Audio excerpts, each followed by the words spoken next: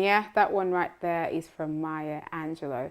Welcome to the conversation on TOSTV Network, your digital first on African news network.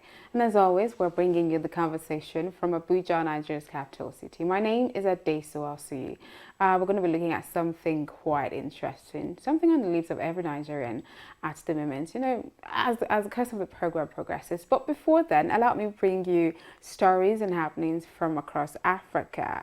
Starting from Zimbabwe, where former Zimbabwe footballer Charles Yohane has died in South Africa at the age of 48. The defender was killed in an apparent carjacking incident. He was hijacked, they took his car and shot him in the head. That's a statement by his brother.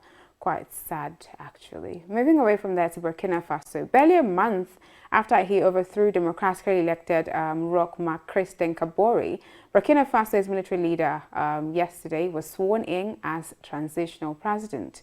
In a televised ceremony in the capital, Lieutenant Colonel Paul Henry Sandaogo Damiba took an oath before the country's top constitutional body to preserve, respect, uphold, and defend the country's constitution.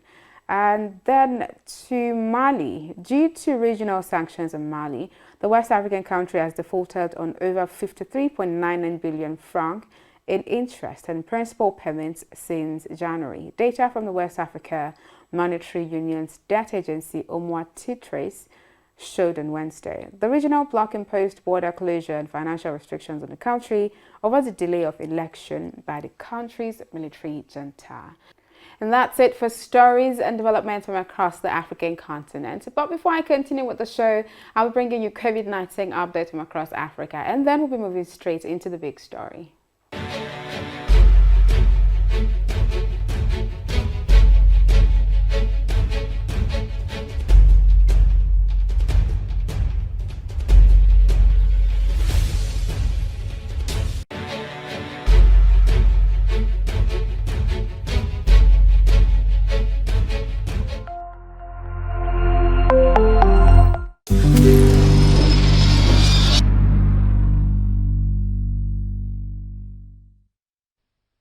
You're still watching the conversation on TOSTV Network. As I always tell you, you have to be a part of the conversation on our social media platform. That's TOSTV Network on Facebook, Twitter, Instagram.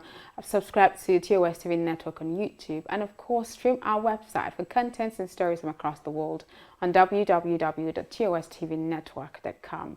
Now into the big story. Yes, so for Scarcity has rocked the country, different states in the country for the last, 2 weeks. And it's getting increasingly, crazy. But the NNPC has been coming up with measures to see how to soften the plight of Nigerians at this point. And one of those measures is to start operating a 24-hour, 7-day sales across all NNPC's filling stations in the country. So we're going to be looking at that today. The risk involved in NNPC's 24/7 sales plan. And I won't be doing that by myself. I have in the studio with me Mr. Dapo Banjo, a social commentator and political analyst. Good morning and welcome to the show. Thank you, Adesua. Thank you for having me. Yes. Now let's move straight into it. First of all, the NNPC's 24/7 sales plan. Does it look like something that's plausible? Does it look feasible, or more like a propaganda to just, make Nigerians stop talking for now? Okay, as a matter of fact, I quickly want to make a comment about the passage of Charles Yohane, fantastic footballer from Zimbabwe. That's right, the account of his death, reminds me of something really very similar to how Lucky Dube was killed a couple of years back. In the same country, in South Africa. It was carjacking. And unfortunately, they did not even know it was Lucky Dube, but they shot him in the head and killed him. Anyway, having said that, I think it's important for Nigerians to know that we have a very unstable nation. We have leadership that are not very stable too. And then we have institutions in Nigeria that you and I know are not even able to govern or to put control or to put policies in place and then make sure or ensure that those policies or that those guidelines are followed. Now, NNPC coming out to tell Nigerians that they have extended sales of petrol across all their filling stations nationwide, and that they expect them to operate 24/7. It is important to quickly say that some aspect of their operations may work, but the truth is that the filling station condition may not actually be feasible. How do I mean? I understand that the petrol tankers drivers may move product from their different depots and ensure that they get to the filling stations. That is very possible, and that they move 24/7 to ensure that the products actually get to the filling stations. But the structure of the filling station is that at some particular hour of the day, the station shuts down. Yes. We know that there's a lot, huge insecurity in the country, and a lot of stations, filling stations now, shuts down, especially in Abuja where we are. Yeah. By 8 p.m., they're all gone. I was at an NNPC filling station yesterday at a couple of minutes to 10 p.m. and they already shut down. We were all at the gate expecting that they were going to work into the early hours of the morning. So we were rest assured that we will get the product. But at the point in time, they shut the gate and they put off the light of the station, and the petrol attendants actually disappeared. And so we waited thinking, okay, maybe they took a break. Okay, maybe they will soon come back. When it was about to 11 p.m., that was after 1.5 hours of waiting. We discovered that all of them were gone and their offices were shut. So we started moving out one after the other.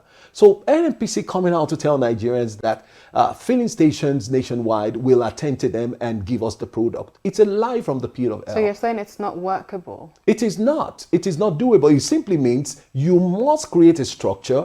That means more of a shift structure immediately to say all filling stations nationwide, let there be, either you quickly recruit people or people who are off, you tell them, we will pay you extra, maybe for working late hours or extra hours, but you have to work so that we can quickly close the gap of the scarcity.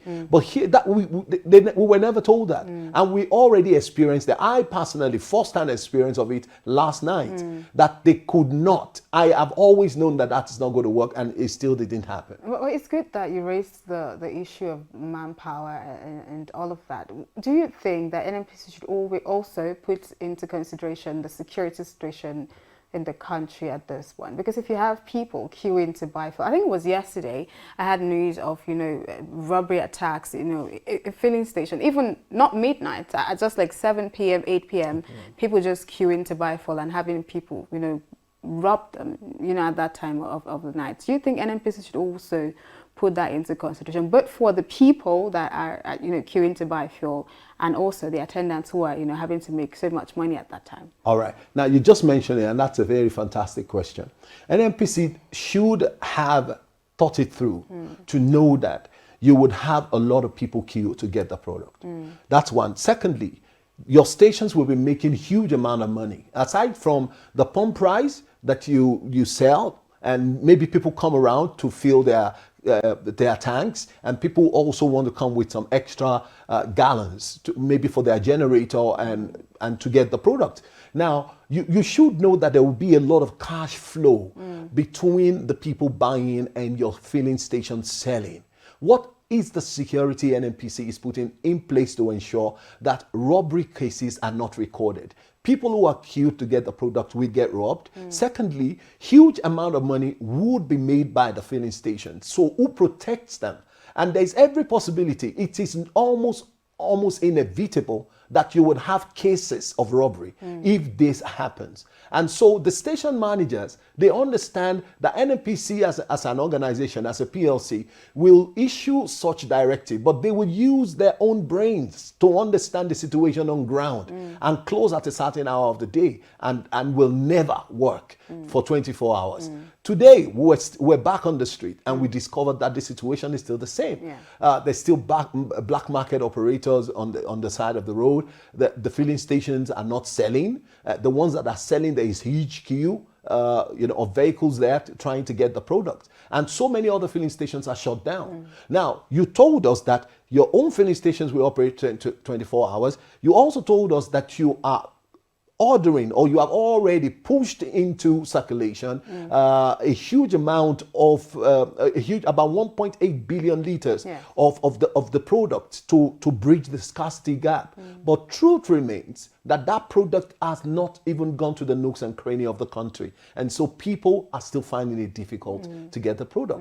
And so we need an holistic solution, even though they said before the end of the month we have about 2.3 billion liters that will come, and that will eventually mitigate against the scarcity, and eventually the product will be everywhere like it has always been. But truth is that how can and how should a country like Nigeria have a problem like this? We have the best texture in terms of quality of crude coming out of this country. And a lot of nations of the world, especially people who are into the refinery of the refining of the product, are always interested in getting that from us. How come we allowed a quality of the same product coming into our country that is not suitable for our vehicular use and so many other machinery use? It's so unfortunate that there is no control mechanism from the NNPC to ensure that the right specification of product gets to us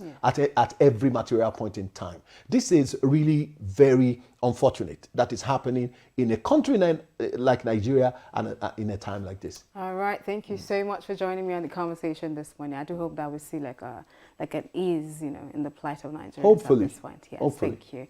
And thank you for staying with me on the conversation up until this time. Don't forget that I'll be back here tomorrow, same time, same channel. But before then, follow TOSTV Network across all social media platforms. It's TOSTV on Facebook, Twitter, Instagram, TOSTV Network on YouTube. Subscribe to the channel, and of course stream our website, www.tostvnetwork.com. My name is Adeswalsi. Thank you, and join me again tomorrow.